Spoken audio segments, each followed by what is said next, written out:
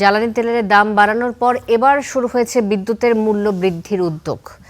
এর অংশ হিসেবে বিইআরসি আয়োজিত গণশুনানিতে পাইকারি পর্যায়ে 21% দাম বাড়ানোর প্রস্তাব করেছে বিদ্যুৎ উন্নয়ন বোর্ড পিডিবি।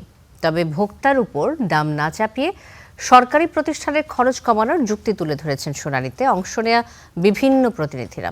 ক্যাপাসিটি চার্জের কারণে খরচ বাড়ার কথা স্বীকার করলেন বিইআরসি চেয়ারম্যান। গত 2 মাসে 2 দফায় বেড়েছে জ্বালানি তেল ও এলপি গ্যাসের দাম। এ অবস্থায় এবার বিদ্যুতের দামও বাড়াতে চায় সরকার। প্রতি কিলোওয়াট বিদ্যুতের পাইকারি দাম 1 টাকা 50 পয়সা অর্থাৎ 21% বেশি বাড়ানোর প্রস্তাব করেছে পিডিবি। প্রস্তাব মানলে 7 টাকা 4 পয়সার পাইকারি বিদ্যুৎ দাম বেড়ে হবে 8.5 টাকা। বুধবারের গণশুনানিতে পিডিবি চেয়ারম্যান বলেন, প্রস্তাব মানলে তাদের ভর্তুকি কমবে 1662 কোটি টাকা। যদিও প্রতি কিলোওয়াট 13 টাকা নির্ধারণ করলেই বরং খুশি তিনি। গ্যাসের মূল্য প্রতি ঘনমিটারে 1 টাকা যদি বৃদ্ধি পায় তাহলে আমাদের বিদ্যুৎ উৎপাদন খরচ প্রায় বছরে প্রায় 981 কোটি টাকা বৃদ্ধি পায়। এছাড়া কয়লার মূল্য প্রতি টনে $1 বৃদ্ধি পাইলে বছরে বিদ্যুৎ উৎপাদন খরচ প্রায় 240 কোটি টাকা, আমাদের 250 কোটি টাকার মতো, 40 থেকে 50 কোটি টাকা বৃদ্ধি পায়। দাম বাড়ানোর প্রস্তাবের বিরোধিতা করেন শুনানিতে অংশ নেওয়া ব্যবসায়ী, সামাজিক সংগঠন ও ভোক্তার প্রতিনিধিরা।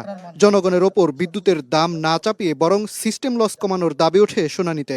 প্রশ্ন ওঠে বিইআরসির ভূমিকা নিয়েও। গণশুনানি মানুষের কাছে এখন একটা অগ্রহণযোগ্য হয়ে দাঁড়িয়েছে। যে যত কথা বলে না কেন, আমরা এখান থেকে বয়কট করেও গিয়েছি। এই ভর্তুকির টাকা কোথায় যায়? ভর্তুকির টাকা যায় কোথায় সেই হিসাব তো আপনারা দেন নাই।